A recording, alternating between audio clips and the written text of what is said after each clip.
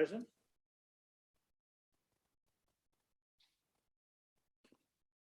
Conflict of interest. Does any member of the panel have any conflict of interest in any matter being discussed this morning? No. We now move on to confirmation of the minutes of the previous meeting, which was held on the 11th of November 2021. Anybody raise any questions? Production of the minutes? Somebody like to move the minutes be adopted? Move, Brenton. Is there a seconder? Seconded, Cherry. Any discussion? I'll put the motion. Those in favour?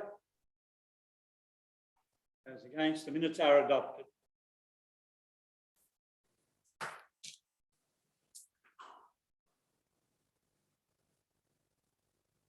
We now move into an application for consideration. That application is part of a report for decision under the Planning, Development and Infrastructure Act 2016. 7.1, the applicant is Perry's Fuel Distributors. Proposal is unstaffed fuel outlet with associated freestanding advertisement, landscaping and infrastructure. Located at Highway Meningie in a township activity centre zone. Its performance and code assessed. It was given notification in accordance with the Act and regulations, and 10 representations were received. One of those persons making a representation indicated they wish to address the panel this morning. Now, I'm not aware of that person being here at the meeting, so we won't have a formal hearing of representations. So we'll move on to consideration of the application. Louise, is there anything further to report?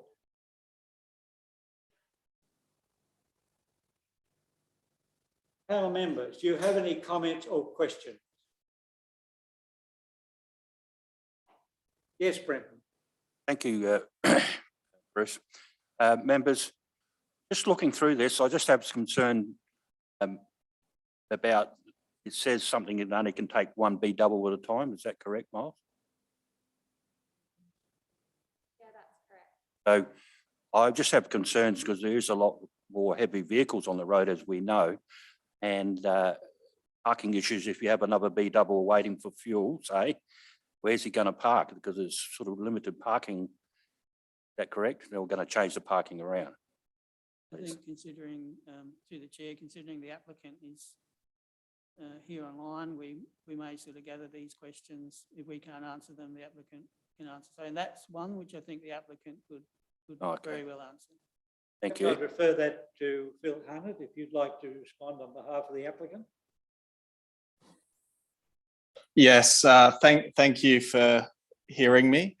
So it's correct that the site can only accommodate one B double at a time.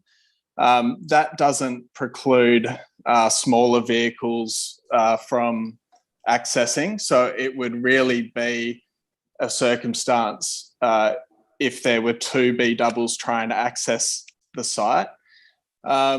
We had Circa prepare a traffic assessment, and they also considered the frequency of vehicles likely to attend the site. And I believe that they estimated up to 35 per day accessing the property. The Department of Infrastructure and Transport has also had a look at this, and they've raised no concern. But the answer to the question is really the anticipated frequency of vehicles means that the likelihood of two B doubles actually accessing the site at one time is extremely low. And as a result, the Department of Transport, as well as council engineering staff, haven't raised any concern given the low likelihood of risk. Thanks. Thank you. Panel members, do you have any further questions or comments?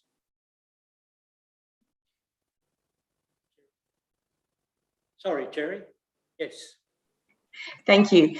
I just looking through again this morning, I noticed one of the representatives were concerned particularly about, I guess, the interface between the land use and noise. And I do appreciate that there's been a noise report done by Resonate. But I'm just wondering, in terms of noise attenuation and in terms of landscaping, because I noticed there's some landscaping provided at the front, has any thought been given to adding some additional landscaping at the rear just to provide a bit more of a noise sound buffer? I'll refer that to the applicant's representative. Thank you, Phil. Thanks, Bruce, and thanks, Cherry. First of all, I believe the site plan just shows some grassed areas. The landscaping plan just shows grassed areas around that back corner.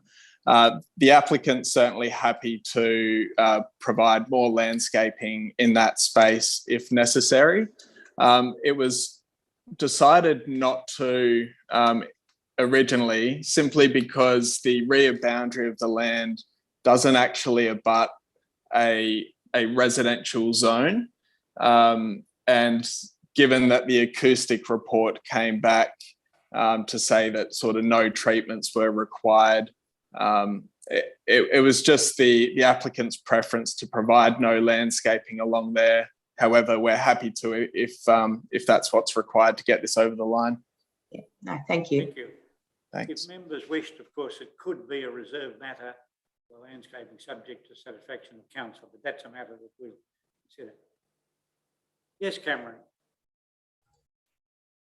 Thanks for the clarification, Phil. I had just similar comment as well to Cherry. Just on that rear boundary, what sort of fencing treatments are proposed? Are we looking to just utilise the existing fence, or would you be replacing that with a more substantial fence? My only real concern is, whilst I appreciate the property to the rear is also within the same zone, which allows commercial development, is there any scope to maybe increase the height of the fence or, supplement with landscaping to at least provide more of a visual buffer from the development? Phil, if you'd like to respond. I believe the intent was, I suppose, to negotiate with that neighbour as to whether they wanted the fence to be replaced. If it were to be replaced, we were simply thinking a 1.8 metre high colour-bond fence. And there was no issue with the use of that type of fence from an acoustic perspective. That said, as I explained in the last, just to Cherry, we are happy to supplement that with more landscaping adjacent that boundary if need be. Does that answer the question, Cameron? I'm not sure if I've hit the mark there or not. Yeah, that's good. I just really wanted to know sort of what was happening there, whether you were reinstating fencing or using existing. So that's good. Thank you. No worries. Thank you. Panel members, any further questions or comments?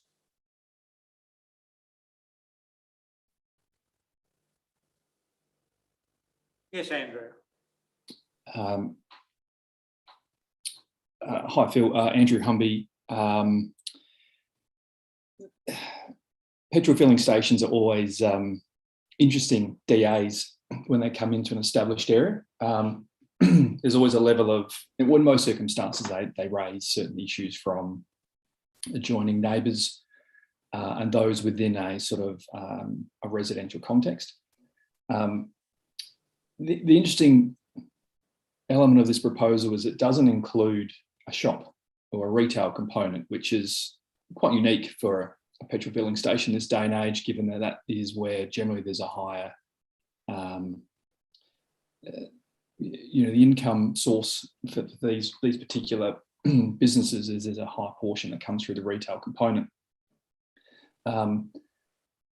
Interestingly, a lot of the typical acoustic reports take on board the fact of the visitations that occur from those who are not actually seeking to purchase fuel from the provider, and usually those impacts in terms of after hours activities. I note in the Resonate report it makes reference to deliveries will be contained within before 10 p.m. and after 7 a.m. There's nothing in your report that makes reference to that, and apologies if I've missed that, but is that certainly something that the applicant is willing to abide to as part of this process? Phil, if you'd like to respond, please. Thanks, Andrew. Yes, we just touched on it briefly in our response to the representations, and we certainly agree with the Resonate report that we've provided, and we're certainly happy to abide with that requirement. We ultimately want to be a good neighbour, and we don't want, well, our client has confirmed that there won't be any refuelling after 10, before 7 a.m. To make sure that that's achieved. Thank you. It seems to me that, as I understand, there's no selling of product other than fuel on the site, Phil?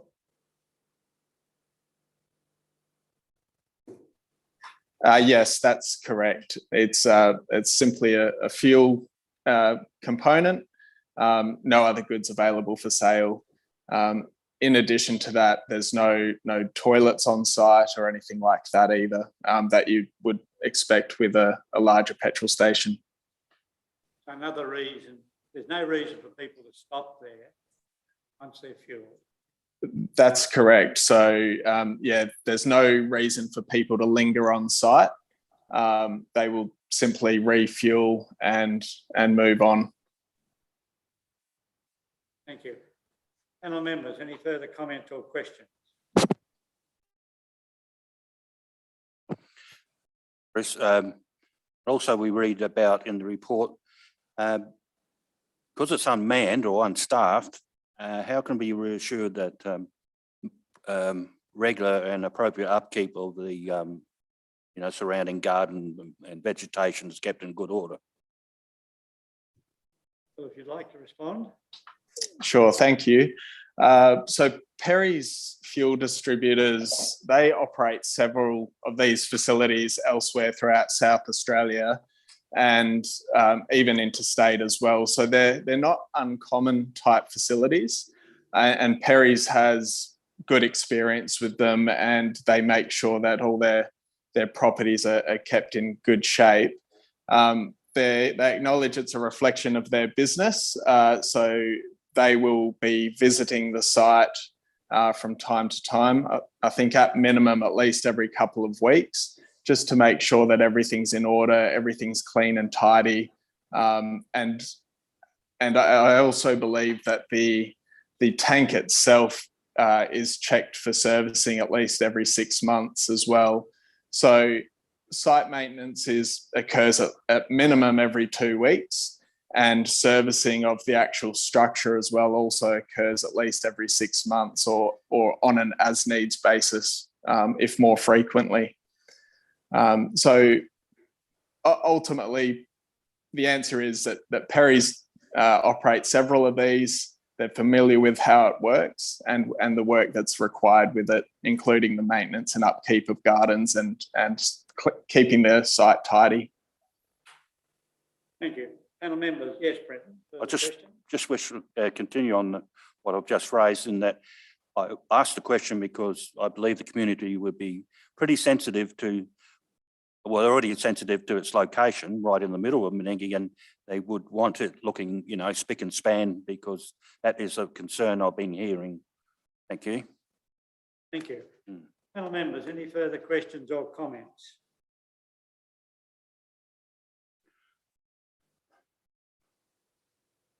Seems to me that I've seen other applications for similar development, sometimes with other facilities like washing, vehicle washing, etc. This one is standalone for fuel, which makes, I think, less of a problem to some degree.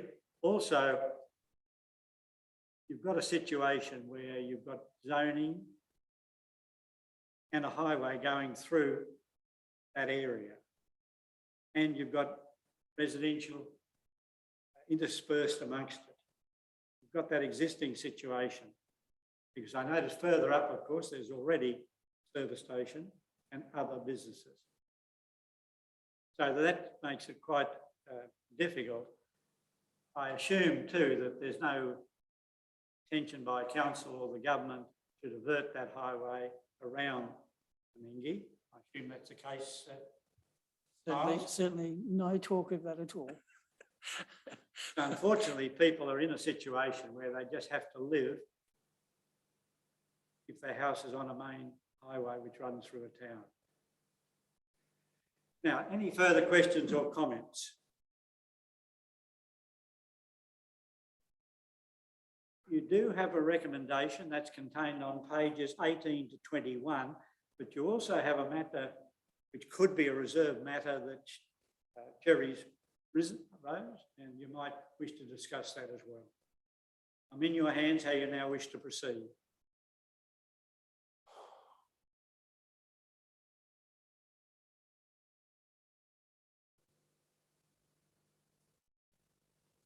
Yes, Cameron. Thanks, Bruce. Look, I generally agree with the applicant insofar that the land use within the zone does envisage this type of development, and it is a unique site insofar that it's surrounded by pockets of residential as well as a mix of commercial. And I think this type of service facility is relatively benign. It's really just to provide fuel, and that's it. There's no any additional reason for people coming to the site other than to refuel vehicles. And the 24-hour operation, I think, more or less is a convenience, not necessarily suggesting that it's going to be an influx of people going through the site 24 hours a day.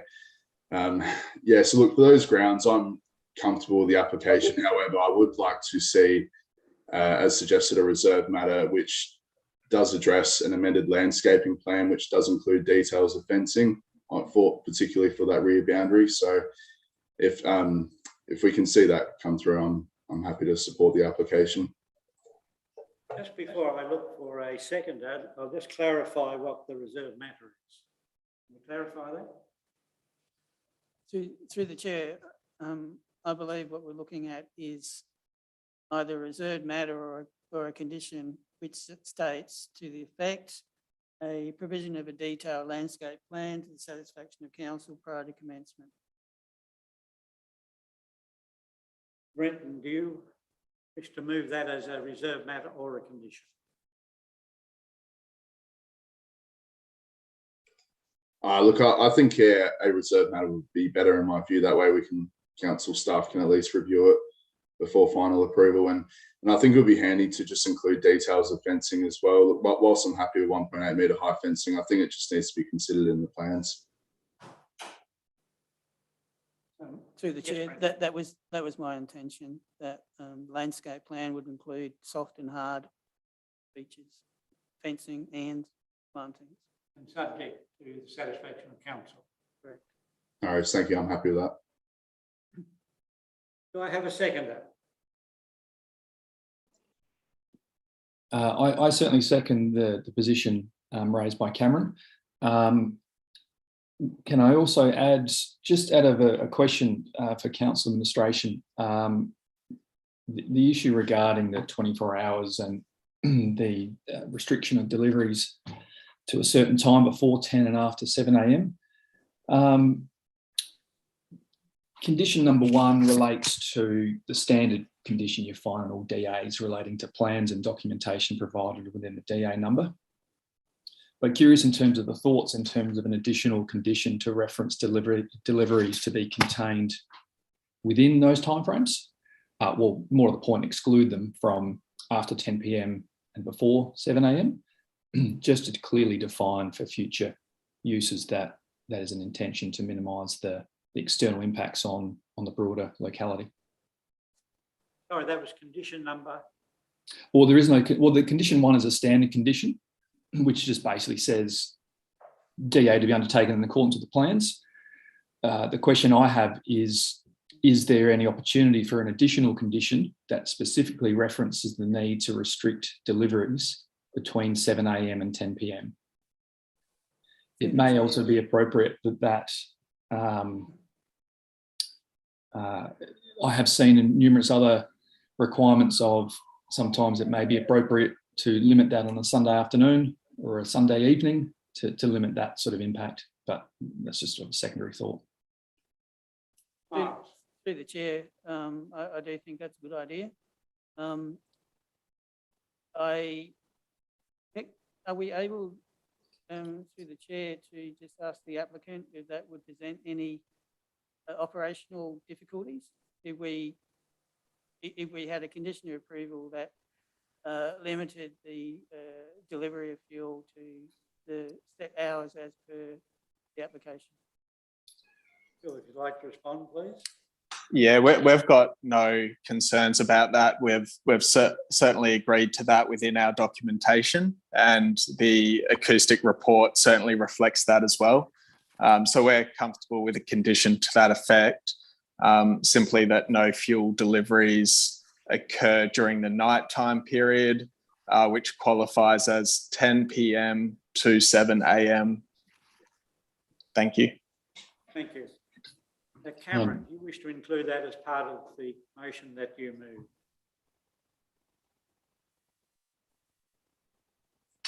So I was trying to get myself off mute. Yes, I'm happy to include that in the motion.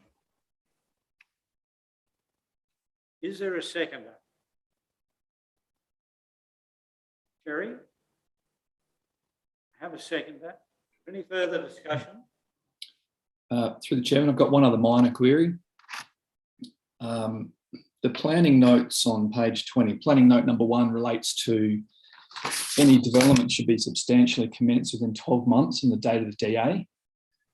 I'm pretty sure since the code's been operational, that's now under regulation 67, that it's actually 24 months. It's a minor issue, but it was just more of a question and observation.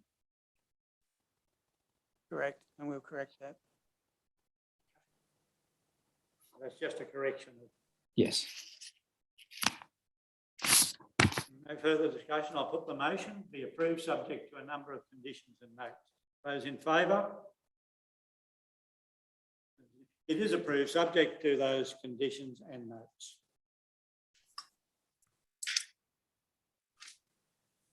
Thank you very much, everybody. Thank you. Item 8, general business. Is there any general business? I'd start with ball rolling. Have we changed the name of the panel at this point in time to the Coorong Assessment Panel? Yes, we have, Mr. Chairman, and it doesn't necessarily reflect on the agenda here. So definitely all of our documentation should say Coorong Assessment Panel. Yeah, I was a little confused. I didn't know whether council had actually answered or not. Yep, council have approved it, and council have approved the changes to all our documentation and website references as well. Is there any other business? Any other business? I'll close the meeting. Thank panel members for their attendance, council staff. I'll close. Sorry. Is there anything else? Sorry. Can I just ask CAP members online to stay online after the closure of the meeting? I formally close the meeting.